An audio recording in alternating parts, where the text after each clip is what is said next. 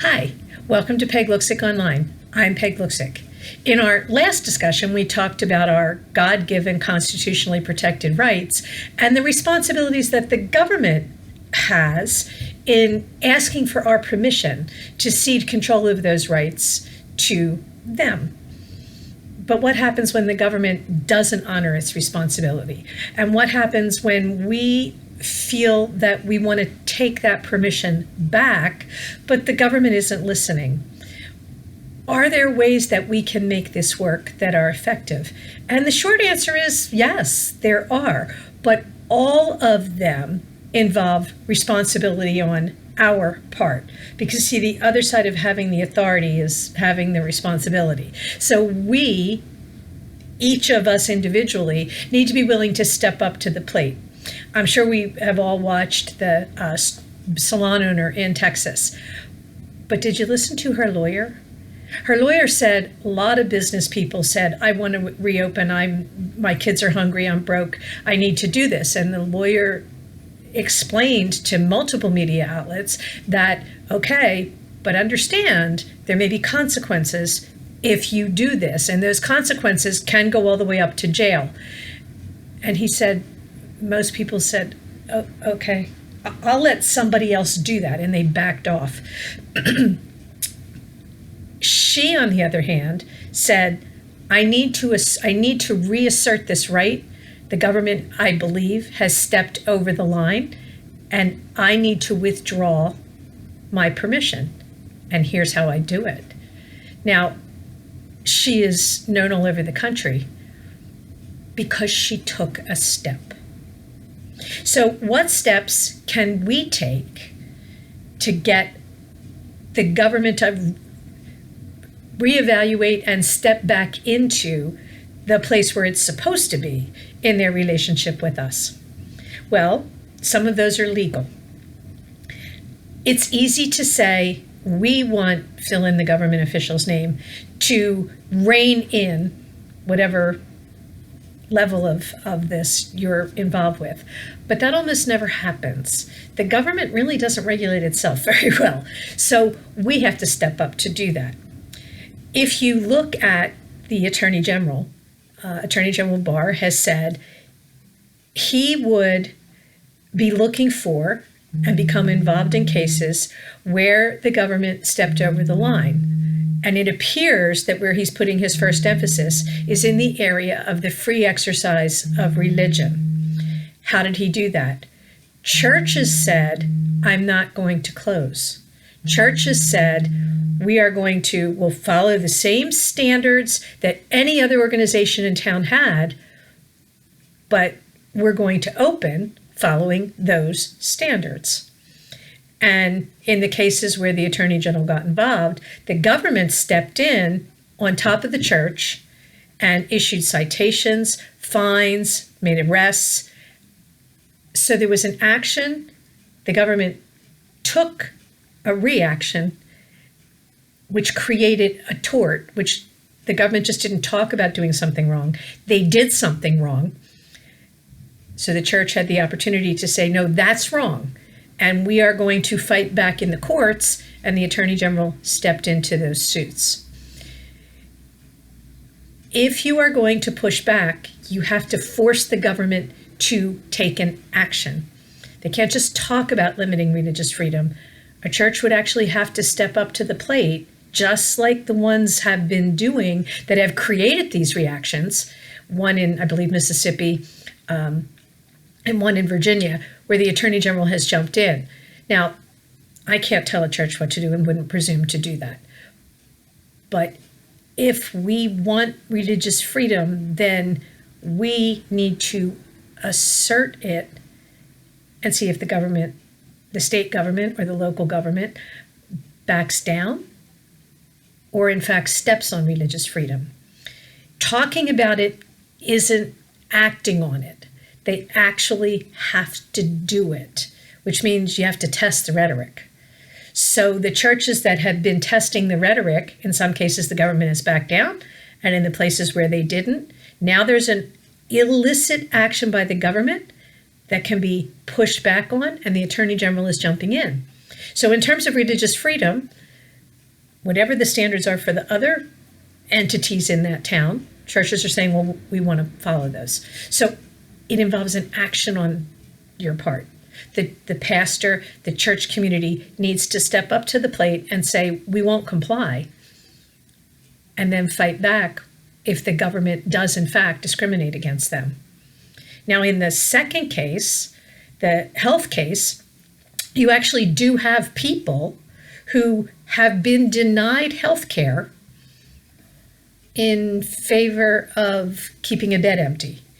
So a hypothetical patient was guaranteed health care and a real patient was not. There's two ways to look at that. You can either say COVID-19 has civil rights, which is kind of silly, that one disease gets treated and one disease doesn't. Or you can say the government denied care to a real patient to preserve the opportunity to care for a non-existent patient. Remember in the previous episode, we talked about we need real hospital numbers. Well, we do know that hospitals are laying off healthcare workers all over the country. So we know that the hospitals are empty because they're laying off doctors and nurses and all of the support staff. But there were real cancer patients and people having real heart issues and real diabetic issues and real strokes who weren't getting the care they needed. Those folks already have an action. Now, I'm not a lawyer, and so I'm not giving legal advice, but wouldn't it be interesting to see the government attempt to defend denying care to a real cancer patient in favor of a imaginary COVID patient? Because that's exactly what happened.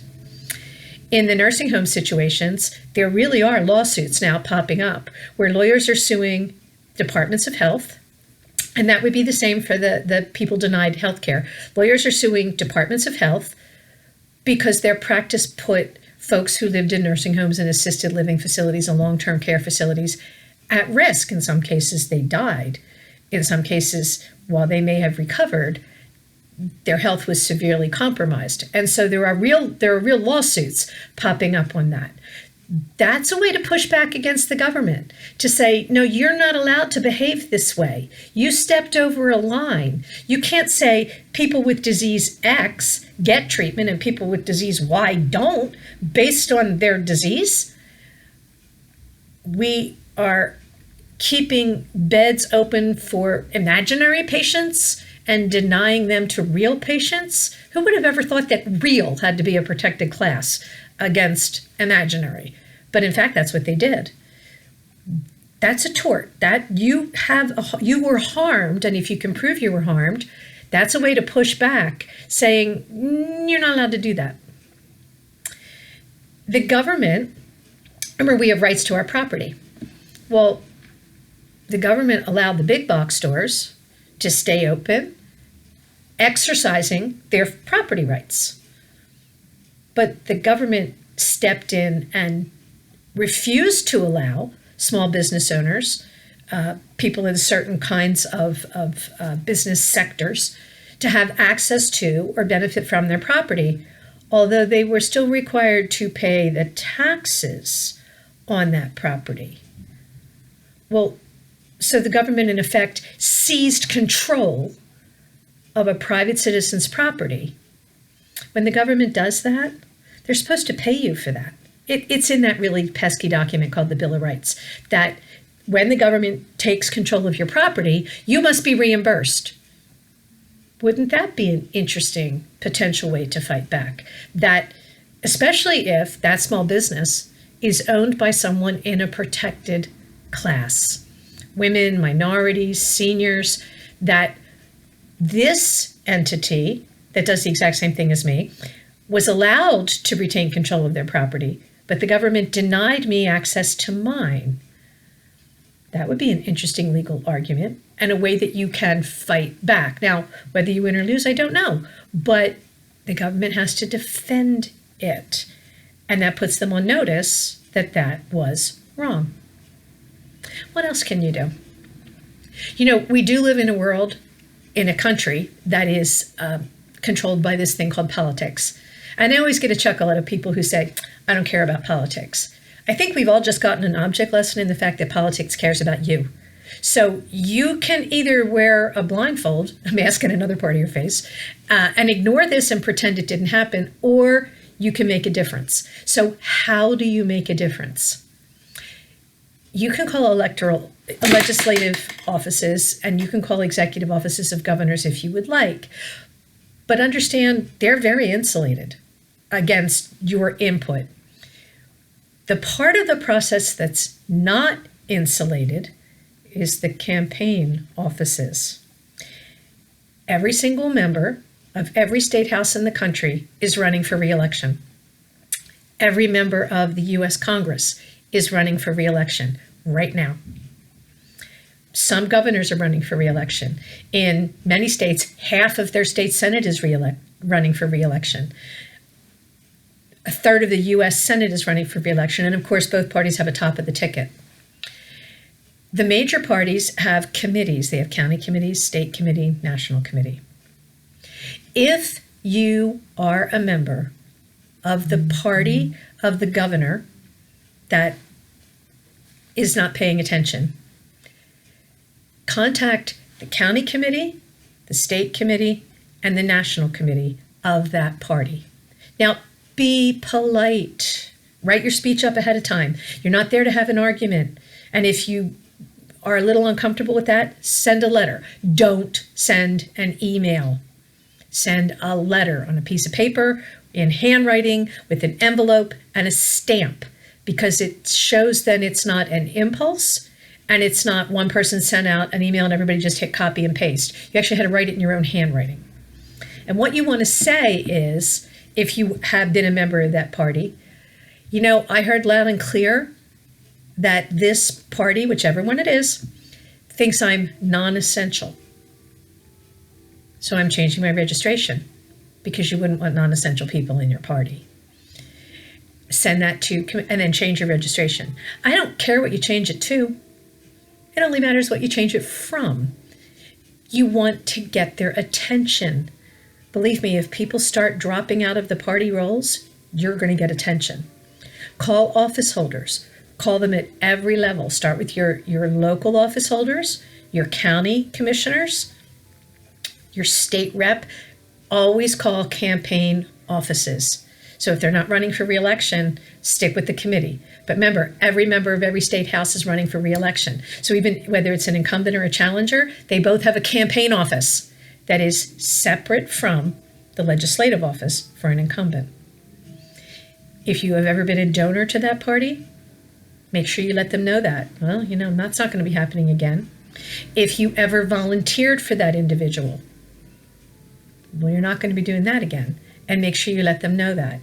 Let me tell you a story. A number of years ago, we were working on an issue, and a state senator that we needed wouldn't even give us a meeting. And people tried and tried and tried. And so finally, I tracked down somebody in the district. It wasn't my senator. Somebody in that district that I knew had worked in that person's first election campaign, and the re-election was coming up. And I got a hold of that person and said, would you call the senator's campaign committee and let them know how disappointed you are in his actions, and to please take you off the list when they're calling for volunteers or donors? And she said, oh, I'd be delighted to do that. 30 minutes later, she called me back laughing. 10 minutes after the phone call to the campaign office, the senator was personally on the phone. I am so sorry. There must have been a misunderstanding. I can't imagine how the message got lost. Of course, we'll give you a meeting. The campaign offices are the soft underbelly, always. They are much more receptive, and they don't have all the layers of bureaucracy. Send your message to campaign offices. You can send a nice little handwritten note. You can do it like a postcard. Handwritten, not typed. Write it out. I don't care how bad your handwriting is. Write it out. If you call, polite butter should not melt in your mouth. You are sorry. This is awful. You're very regretful. But this is untenable. And you cannot support. And what you're going to get is, well, I mean, you have to call the governor. And your response is, no, I want whoever this office is, I want them to call the governor. I want them to contact and say, I'm not happy. And I am going to make sure that everybody in that governor's party knows I'm not happy. And everybody in that governor's party is going to respond. And you can do the federal level, you can do, which it doesn't matter. Work your way up the ranks. If you make your voice heard there, I promise you they're going to listen. Because there's not all the layers of bureaucracy. They're looking for volunteers. They're looking for help. And they know that word of mouth travels. So if enough folks start changing party registration, and remember, it doesn't matter what you change it to, it only matters what you changed it from, and it doesn't matter which party it is. If your governor isn't listening and you need your governor to listen, put your pressure on the party that the governor belongs to. Even if that governor's a lame duck, trust me, everybody else in that man or woman's party is not a lame duck. They're very happy to let that person take the heat. You don't have to play that game. You can say, no, you're my representative. You're my senator. You're my congressman. I want you to bring the full might of your position to bear to make that person change their mind. To let them know, no, we're not going to just allow the government to usurp things that we no longer want to give permission for. In the end, every single one of us bears the responsibility to make the difference, to make your voice heard.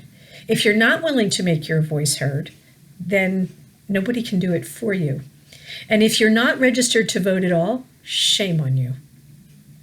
Get registered right now and pay attention. They look at voter registration. They look at, did you vote and how often did you vote? They don't know who you voted for, but they can track your voting record.